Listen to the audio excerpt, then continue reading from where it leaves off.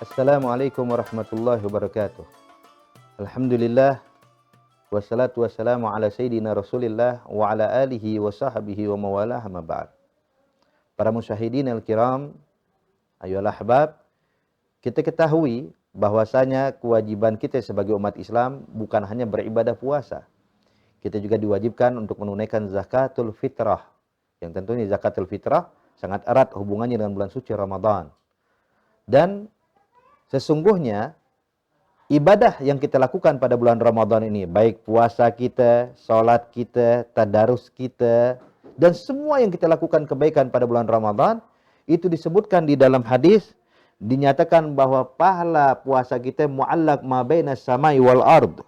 Sebagaimana Nabi menyatakan dalam hadis qala Rasulullah sallallahu alaihi wasallam, "Shaum syahri Ramadan mu'allaq baina samai wal ard, wala yurfa illa bi zakatil fitr."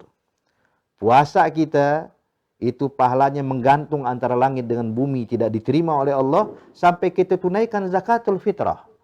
Maka di sini zakatul fitrah adalah perkara yang wajib kita laksanakan bagi orang-orang yang memang memiliki kewajiban untuk menunaikannya. Insya Allah kita akan membahas dalam perjumpaan ini siapa saja yang diwajibkan menunaikan zakatul fitrah. Disebutkan oleh ulama bahwasanya zakatul fitrah diwajibkan bagi orang yang memenuhi 3 syarat atau 3 kriteria. Apa itu? Yang pertama adalah beragama Islam. Tentunya bagi orang non-muslim tidak wajib bagi dia untuk menunaikan zakatul fitrah. Jadi orang Islam. Yang kedua adalah orang yang mendapatkan bagian daripada Ramadan dan mendapatkan bagian daripada bulan Syawal. Maka mereka, orang yang mendapatkan Ramadan dan mendapatkan bagian Syawal, wajib bagi mereka untuk menunaikan zakatul fitrah. Maksudnya bagaimana mendapatkan Ramadan dan mendapatkan daripada Syawal? Contoh, ketika ada satu orang berpuasa, hingga malam takbiran pun dia masih diberikan kehidupan oleh Allah, diberikan panjang umur, maka orang tersebut wajib untuk menunaikan zakat fitrah. Namun kalau ada di antara kita umat Islam yang berpuasa di bulan Ramadan, namun belum tuntas hari terakhir daripada bulan Ramadan, contoh tanggal 20 Ramadan atau 25 Ramadan, dia kembali kepada Allah, meninggal dunia, hingga dia tidak mendapatkan bagian sedikit pun daripada bulan Syawal, maka tidak wajib bagi keluarganya dan ahli warisnya untuk menunaikan zakat fitrah atas sang mayit yang telah meninggal tadi.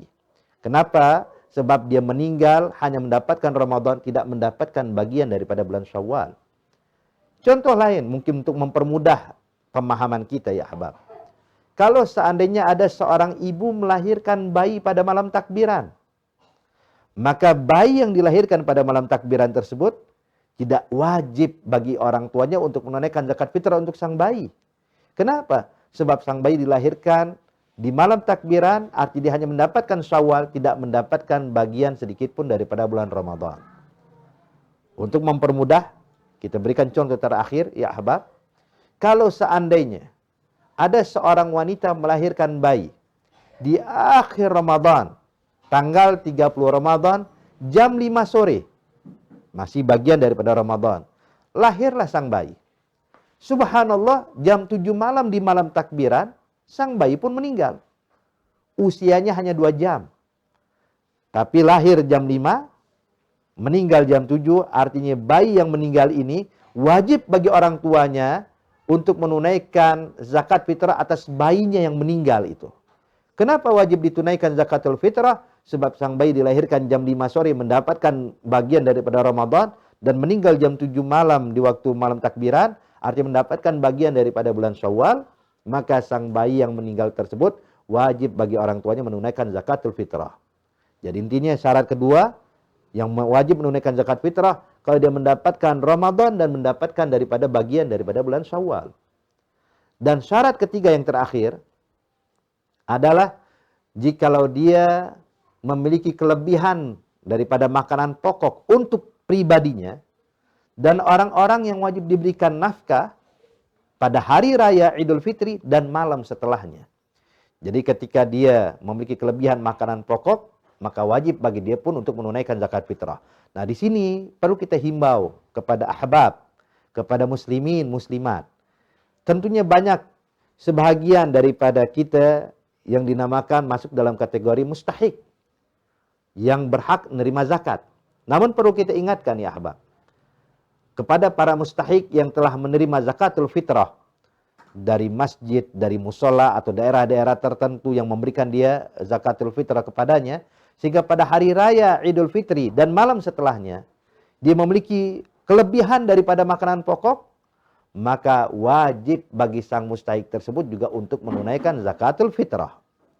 Kenapa? Sebab ketika dia dapatkan beras dari musola sekian liter, dari masjid sekian liter, ketika pada hari raya Idul Fitri, Pak sang mustahik ini mendapatkan, menghitung berasnya mungkin ada sampai 15 liter atau 20 liter. Karena datang dari berbagai macam tempat, maka 15 liter atau 20 liter tentunya lebih untuk orang ini pada hari raya dan juga untuk orang yang wajib diberikan nafkah olehnya, ya, maka dia pun juga wajib menunaikan zakatul fitrah. Jadi intinya ya ahbab, 3 syarat. Seseorang wajib menunaikan zakatul fitrah, beragama Islam, kemudian mendapatkan bagian daripada Ramadan dan Syawal, dan yang ketiga, memiliki kelebihan makanan pokok untuk diri dan pribadinya pada hari raya Idul Fitri dan malam setelahnya. Kalau terpenuhi 3 syarat ini, walaupun dia mustahik, tetap wajib menunaikan zakatul fitrah. Nah subhanallah ya ahbab, zakatul fitrah boleh dilakukan atau boleh ditunaikan dari awal Ramadan, boleh. Atau di akhir Ramadan, juga boleh. Bahkan sunnahnya, kalau dikeluarkan sebelum dia pergi ke masjid untuk menunaikan sholat Idul Fitri, dia berhenti sejenak untuk memberikan zakatul fitrah. Namun kalau dia khawatir, kalau seandainya dia tidak dapatkan fuqara masakin atau tidak ada waktu untuk itu, boleh dikeluarkan dari sebelumnya, 5 hari sebelumnya kah, 3 hari sebelumnya kah, sehari sebelumnya kah, sebagaimana yang biasa kita lakukan. Kemudian ya ahbab dan para musyahidin al-kiram, kalau menunaikan zakatul fitrah, sampai dia setelah melaksanakan sholat id, baru ingin menunaikan zakat fitrah, maka hukumnya makruh. Bukan makruh menunaikan zakat fitrah. Zakat fitrah tentunya wajib dikeluarkan. Tapi makruh karena dia menunda waktunya. Hingga telah selesai sholat id, sampai waktu tenggelam matahari di hari raya.